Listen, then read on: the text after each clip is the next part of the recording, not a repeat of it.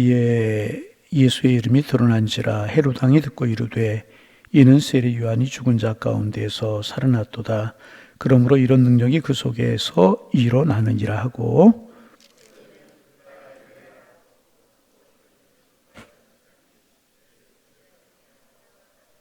헤롯은 듣고 이르되 내가 목벤 요한 그가 살아났다 하더라.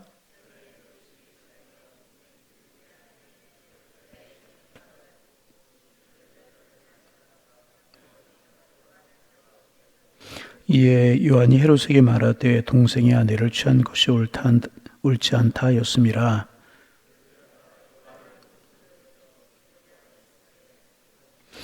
헤롯이 요한을 의롭고 거룩한 사람으로 알고 두려워하여 보호하며 또 그의 말을 들을 때에 크게 번민을 하면서도 달갑게 들음이로라.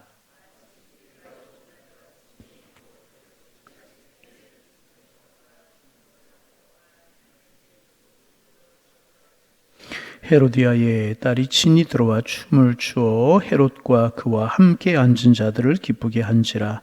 왕이 그 소녀에게 이르되 무엇이든지 내가 원하는 것을 내게 구하라. 내가 주리라 하고,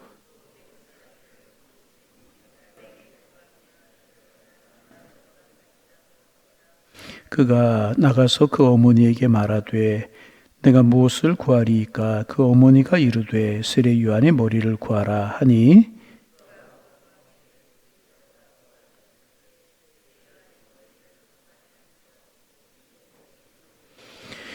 왕이 심히 근심하나 자기가 맹세한 것과 그 앉은 자들로 인하여 그를 거절할 수 없는지라.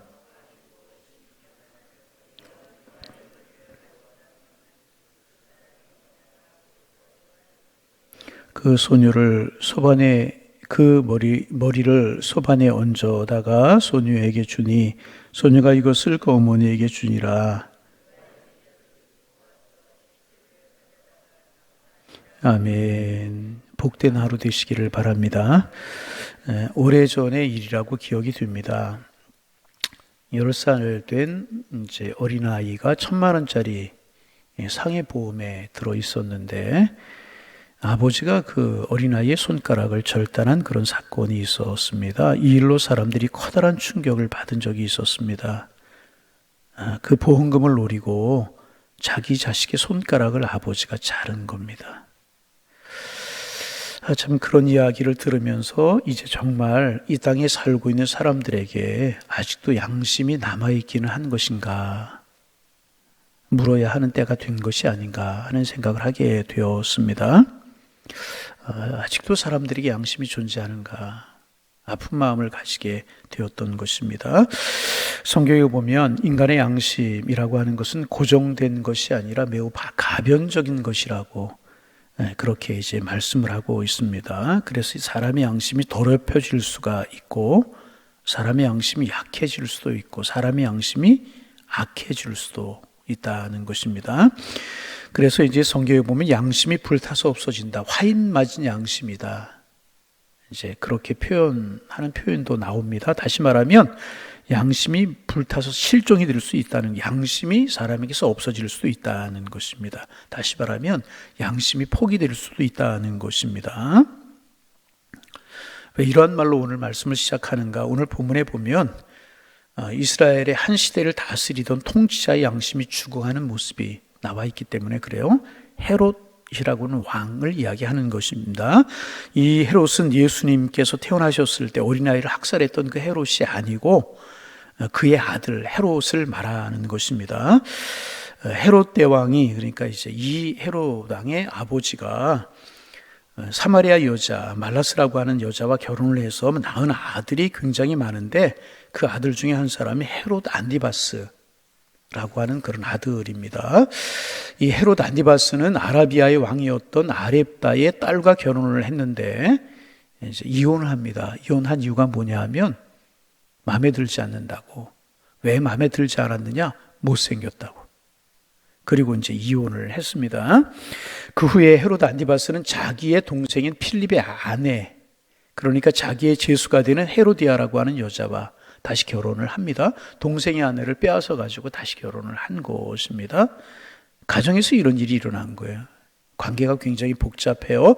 그래서 이 헤롯의 집안은 근친상간을 많이 합니다. 가족들끼리, 식구들끼리 이런 일들을 많이 저질러요. 그래서 근친상간의 역사로 얼룩진 매우 부도덕하고 비윤리적인 그러한 집안이었습니다. 이렇게 비윤리적이고 잘못된 일이 일어나 보니까 당시에 하나님이 쓰시던 선지자가 한 사람이 있었죠. 세례 요한입니다. 세례 요한이가 그런 모습을 보고 가만히 볼 수가 없었던 것입니다. 그래서 요한이 그 죄를 지적하고 회개하라고. 이게 바른 선지자잖아요. 잘못된 것을 보고 잘못됐다고 지적하고 회개하라고 이야기하는 게 선지자잖아요. 세례 요한이가 그 왕 가문의 잘못된 것을 보고 잘 지적하고 회개하라고 촉구를 합니다. 그런데 이제 헤롯 안티바스는, 이 헤롯은 자기를 비판하고 책망했던 요한에 대해서 상당한 존경심을 가지고 있었던 것 같아요. 자기의 약점이 밝혀지면 누구나 다 고통스러울 수 있지만 그럼에도 불구하고 그는 요한의 메시지를 듣는 양심이 살아있는 사람이었던 것 같아요. 그 증거가 20절 말씀입니다. 20절 여러분 같이 소리내어서 읽어봅니다.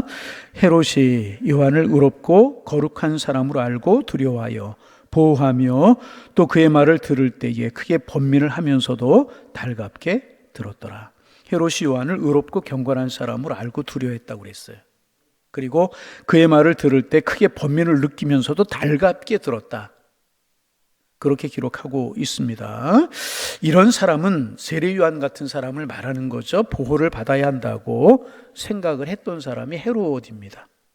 그러니까 이제 양심이 있었던 거죠. 그런데 시간이 흘러가면서 일련의 사건들이 전개되자 그는 요한에 대해서 좋은 생각을 했음에도 불구하고 마침내 요한을 죽이는, 세례 요한을 죽이는 비극의 주인공이 되어버리고 만 것입니다. 그 양심이 흔들리기 시작한 것입니다. 그리고 그는 자기 양심과는 전혀 상관없는 양심을 배반하는 결정을 내려서 세례 요한을 마침내 목베어 죽여버리고 만 것입니다.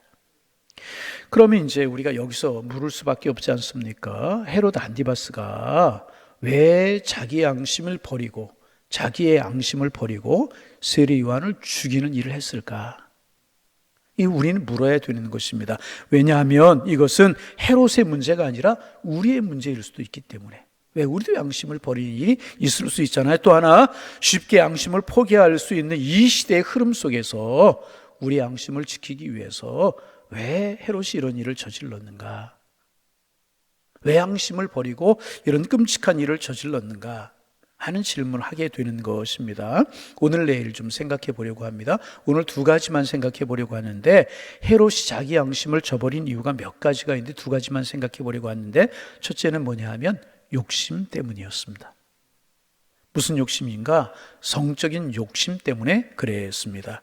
여러분, 성욕이 없는 사람이 어디에 있습니까? 그것이 살아있다는 증거, 그것을 통해서 후손들이 퍼지게 이제 되어 있는 것입니다. 뿐만 아니라 인간은 많은 욕심을 가지고 살아가는 것이 사실입니다. 그래서 욕심 자체가 반드시 나쁜 것만은 아닌 것입니다. 욕심 없는 사람이 어디에 있습니까?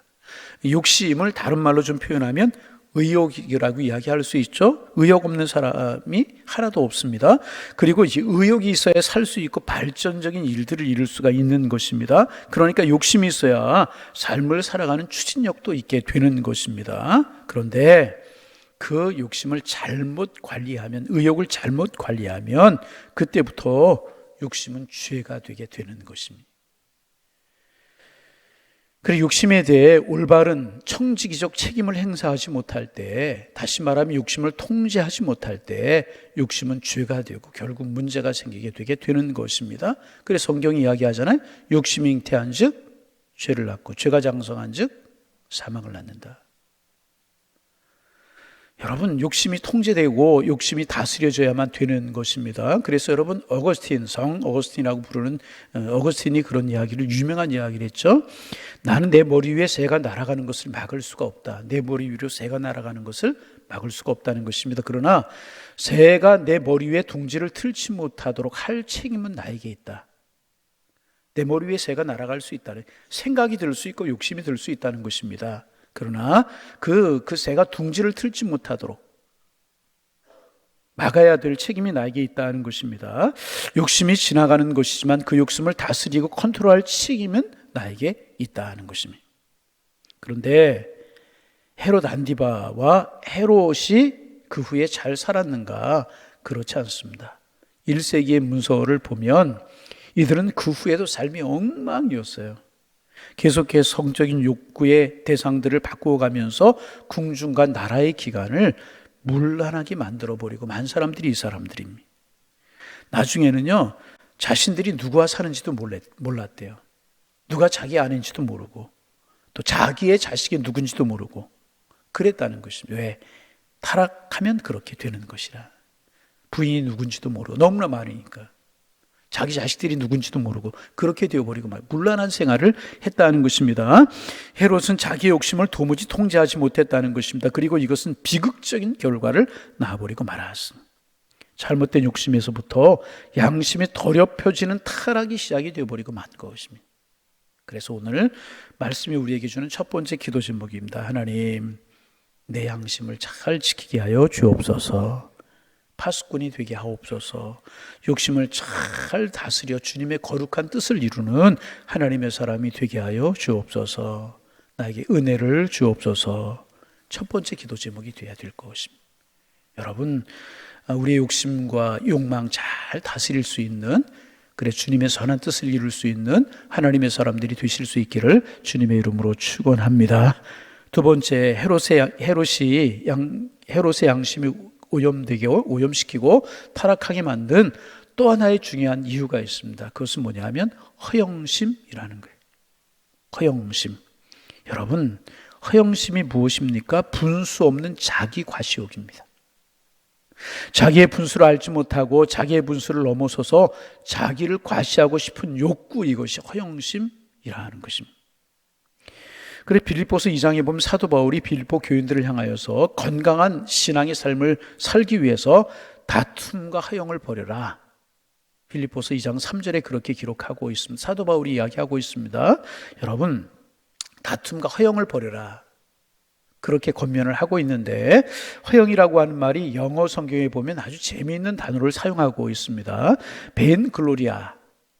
벤글로리아라고 하는 말을 쓰고 있는데, 글로리아라고 하는 말은 영광, 글로리아, 영광 이라는 말이고, 벤이라고 하는 말은 비어있다. 그러니까 뭐냐 하면, 허영이라고 하는 말은 뭐냐 하면 속이 비어있다, 그런 뜻입니다. 빈 영광, 속이 빈 영광이라고 하는 그런 뜻입니다. 내세울 것도 없으면서 자기를 과시하고 싶은 욕심, 이것이 바로 허영이라는 것입니다. 이 허영심이 헤롯 안디바스에게 있었다는 것입니다. 본문 23절에 보면, 우리 23절 말씀 같이 한번 읽어볼까요? 23절 읽어봅니다. 또 맹세하기를 무엇이든지 내가 내게 구하면 내 나라의 절반까지라도 주리라 하거늘.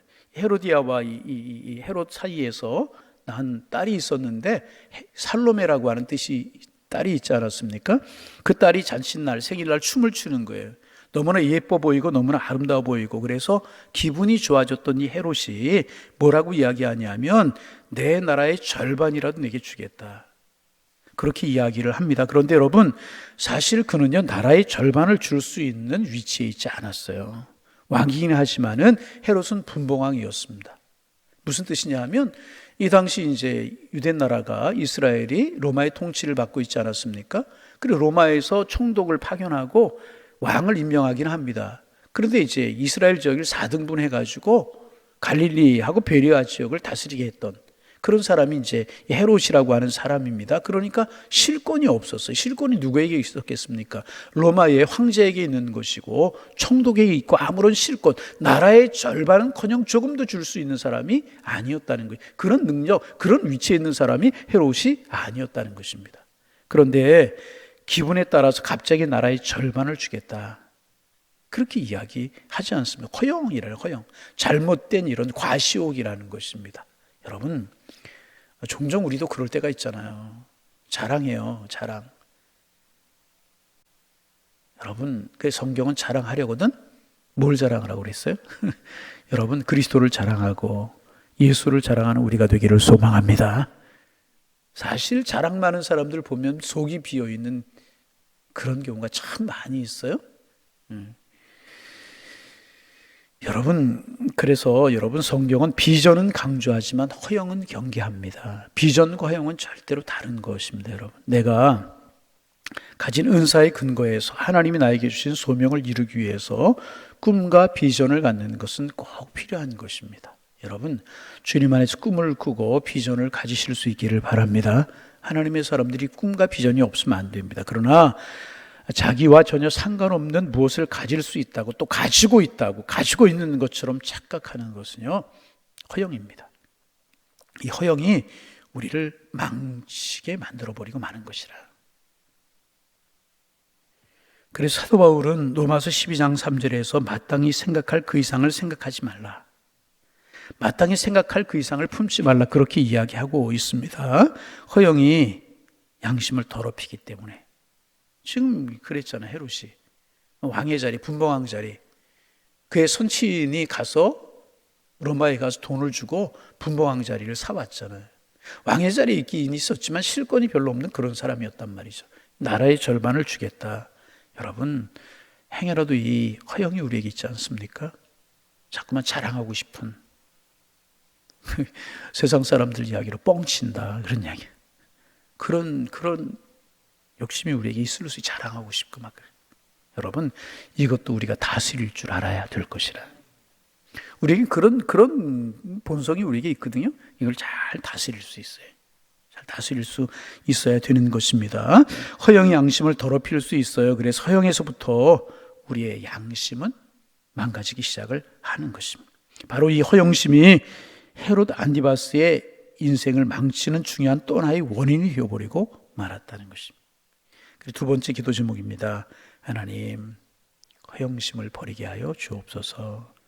주님 안에서 바른 꿈과 바른 비전을 가질지언정 이런 허영을 우리가 버리게 하시고, 자랑하려거든 주님과 주의 말씀을 자랑하라고 했는데 주님만을 자랑할 수 있는, 주님만을 증거할 수 있는 하나님의 사람들이 되게 하여 주옵소서. 여러분, 이제 사람들이 만나서 이야기하다 보면 이 자랑을 많이 하는 사람들이 있어요.